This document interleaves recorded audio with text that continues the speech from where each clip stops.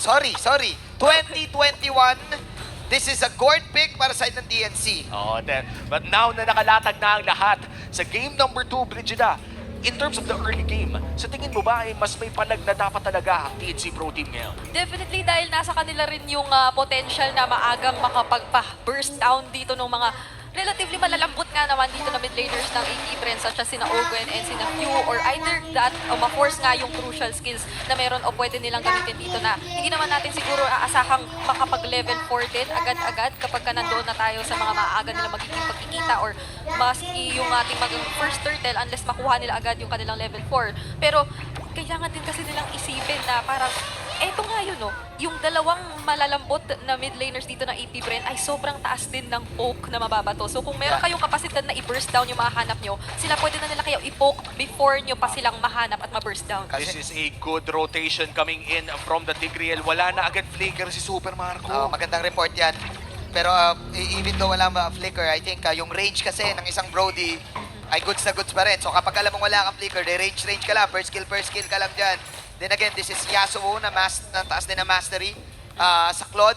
Ang masasabi ko lang dito, I think sa side ng TNC, kailangan i-accept na nila na pwedeng may isang makancel na stun sa kanila. So kailangan ma-out damage nila dito ang side ng AP Bren through the Gourd and through the Claude. Yep. Then again, tinatarget kasi yung yung ultimate ng Gourd ni Hatred So kailangan tumama yun.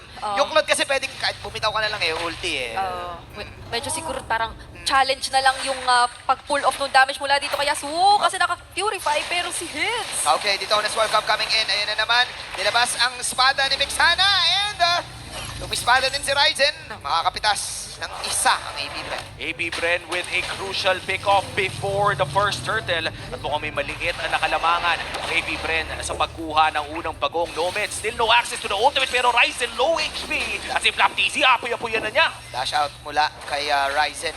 Ito yung tapang ni Flap TC na pinapakita. Flamethrower lang.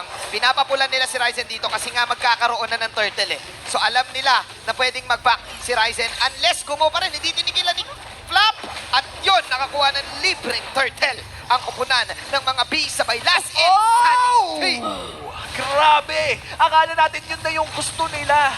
Pero may nahanap pang putas ang AP Bren at talagang rekta lang sa pagpasok si Flap. Binitin lang tayo ng kaunti pero inabot pa din nung last insanity na yun and doon pa lang pumasok na agad yung fact na napakaganda ng advantage na gawa ng AP Bren doon sa XP laners nila kasi at that moment hindi natin masyadong nakita pumasok sa picture si Hits dahil nga hindi din siya level 4. Ngayon pa lang siya nag-level 4 whereas etong si Flap kanina pa siya nakakapag-provide ng zone, kanina pa siya nakakahanap o nakakapagbigay ng information at nakakuha pa siya nung pahabol na kill para dito sa kanilang kupunan. So, meron nang nag-exist agad na advantage para dito sa AP Bren. Kitang-kita naman nagre-reflect sa gold and even sa kills. And 1.3k gold lead ang meron ng AP Bren.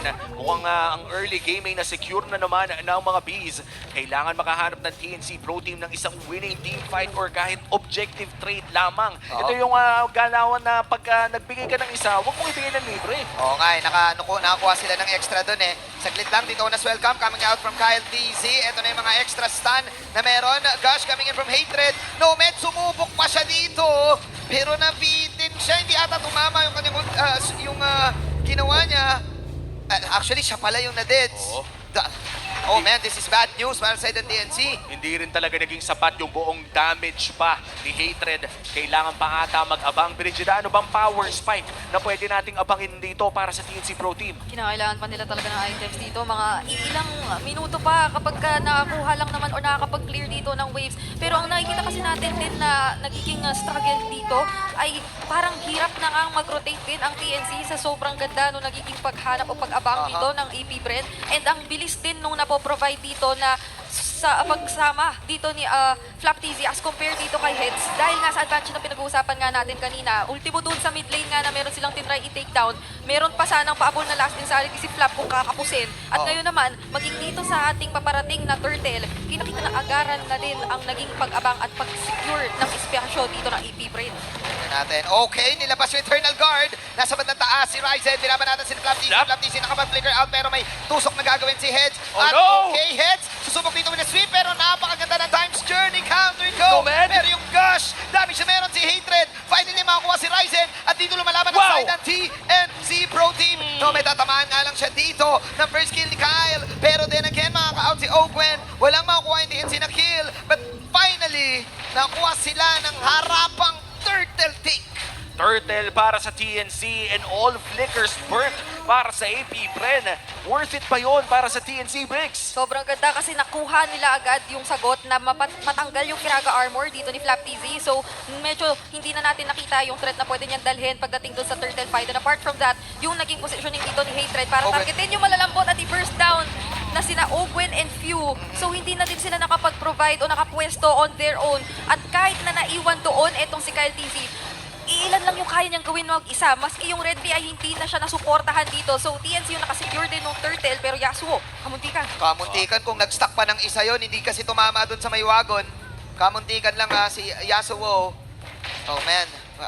Itong AP Bren, ang gagawin lang kasi nito, basic lang parang poke mo, punta tayo, pag pumulado, re-retry ko. Oh my God, Few!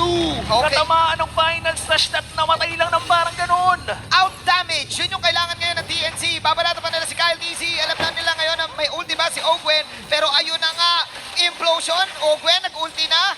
Out pa ba si Ryzen? Habulin siya. Here comes Heads. But then again, si Yasuo ay nandun din si Heads. Heads, tuloy-tuloy lang ang bakbakan dito. Pokes after pokes. Patayan ko patayan! Super Marco with a kill. At sabay blazing duet naman ni Yasuo BMI out. Ang gulo na nangyaring laban. Akala mo tapos na, pero biglang may susunod at susunod pa. TNC nakakuha na ng kanilang first few kills of the game. Pero AP Bren pa rin ang may hawak ng lead with a 1.2k gold lead. Nagkahiwa-hiwalay dun yung mga members ng magkaparehong kupunan. May mga hinabol, hindi na nga rin napagkasunduan. Pero what mattered was that yun yung naging instance na ang TNC ay nakahanap na rito ng mga sagot o nakahanap ng mga kills kontra dito sa mga crucial members ng AP Bren. That's Few na nahanap nila agad-agad at napakalaking bagay nun. Pero hindi pa rin naman masyadong magpapaapekto ang Nomad? AP Bren. Eternal Nomad? Guard stand mo, Retrico. Okay, implosion. Pero merong mapakagandang ultimate ni Ogwen doon. Pero si Ryzen na makakuha ng retribution. Nasa loob si Nomad. Nomad kulado pero napakasakit na ng damage. Napakasakit ni Flap TZ. Napakasakit ng AP. 1.8k. Gold ang kalamangan. Blazing duet para kay Yasuo. Trying to defend everything. Wala to si Pew. May out na rin naman ng Dinosaur. Oh, Super Marco! Dinosaur. Grabe, Flicker in normal hit. Ayun. Flicker in normal hit. Kung nakikita nyo lang si Manjin ngayon, nag-flicker siya in real life. In AP Bren, alam na alam nila ang kanilang damage. And Flap TC going for that blazing duet. Tingnan natin ang ating Infinix instant replay. Brigida, break it down.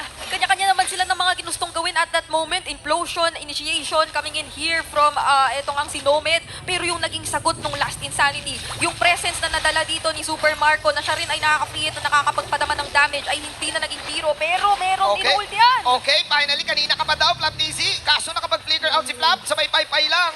Ito yung kailangan ng TNC. Walang bumibitaw sa TNC dito, even though lamang ang AP Bren. Tiis, pogi. Tiis, pogi technique para sa ng TNC. Hanap lang yung makukuhang objectives. And looks like makakuha naman sila Torre doon sa may bandang itaas. Pero may trade din ng AP Bren sa baba at hahanapin pa nga ang kanilang purple buff. Overall, AP Bren, good control in the early game at mukhang i-invade na nga rin ang jungle. Ito kasi maganda sa Claude pag nag-late game, may opportunity ka mag-split. Kumaga, pag na lang natin daanin sa team fight, alam natin, sige fine, mas magaling sila pumindot, what if mas magaling tayo mag-split? So pwedeng maging option yun ng TNC. Pwede talaga. And pwede namang kaya nilang tapangan na rin in a sense yung iba pang mga members dito ng EP Bren dahil pinrioritize na rin ng ilang mga members dito ng TNC yung kanilang Radiant Armor. So yung pinag-uusapan natin na early game folks dito na magmumula kina Ogwen at kina Few ay pwede na rin nilang kahit papaanong masagot.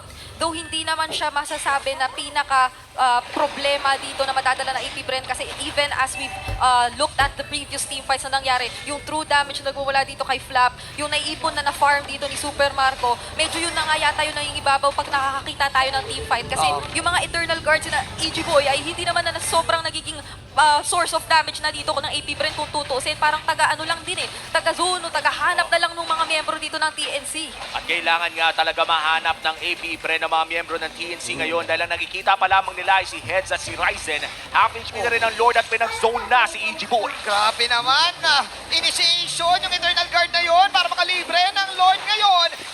Yam na naman. Si Ryzen. Ryzen ngayon ang mababanatan at makakagat at mukhang hindi na masyadong makakaangat ang TNC dito sa team fight na to dahil tuloy-tuloy ang Yes. pag-abusado ng AB Friend. Yasuo with the Wow! At doon makakakuha pa nga 2 for 2 at ligtas pa ang TNC even though nakuha ng AB Friend ng Lord. Yasuo is back!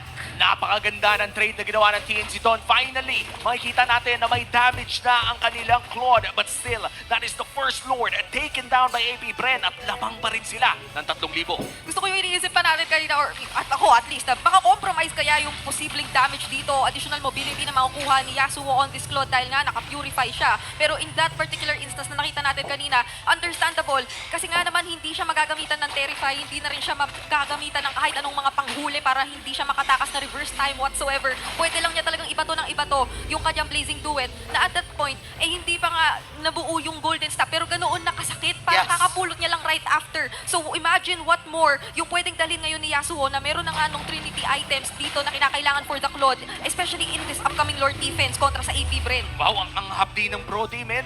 Biruin mo parang 3 beses lang niyang hinimas yung Torre. Oo. At agad-agad itong bumagsak. Pero mukhang magdedepensa muna dito ang TNC Pro Team. It's with a final slash! Tignan natin Kyle TC, pero nasa loob siya masyado! Merong magandang shield na gagawin si Owen. At ayun na rin si Ichi Boy. At yun yung ba ng Super Marco sa Flap, bandang flap! Genji. Wala si Nomed, wala din si Ryzen. Nasa loob si Ichi Boy. Super Marco will destroy the tower. Let's see, kakayanin ba to ni Yasuo? Naka Yasuo ang bola, pero ang tindi pa rin ng ginagawa ng side ng Bren na pag-damage ang tower. Heads will do the final sweep, pero hindi magiging enough. Dalawang inhibitor turret pa rin ang nasecure ng AP Bren.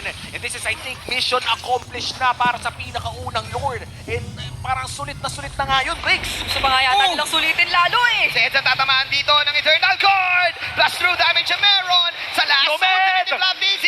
Double kill para kay Flap DC. Wala si Nomed. All eyes on Yasuo pa rin. Naka Yasuo ang bola. Tamang Art of TV lang. Wala siyang mahit muna dito. Tamang heal. Si Pew ay nandito din. Grabe, tapang ni Pew pare. Akala mo, grabe tong bigsana na to. Looking to take this sweep pero dedepensa ang TNC Pro Team. 5 segundo kay Heads. Tatapusin kaya nila to. Ryzen kalahati ang buhay dito. Meron siya dot pero matatamaan si Yasuo. Yasuo mag-out. Last insanity para kay Flap DC. Binitawan na yung Blazing Duet ni Yasuo. Kaya pang-depensahan. Hindi na. AB Bren. Joke lang din na hindi na. AB Bren will take the 2-0. 3 points secured para sa mga Bees. At dahil dyan, number 1 na sila sa ating leaderboards.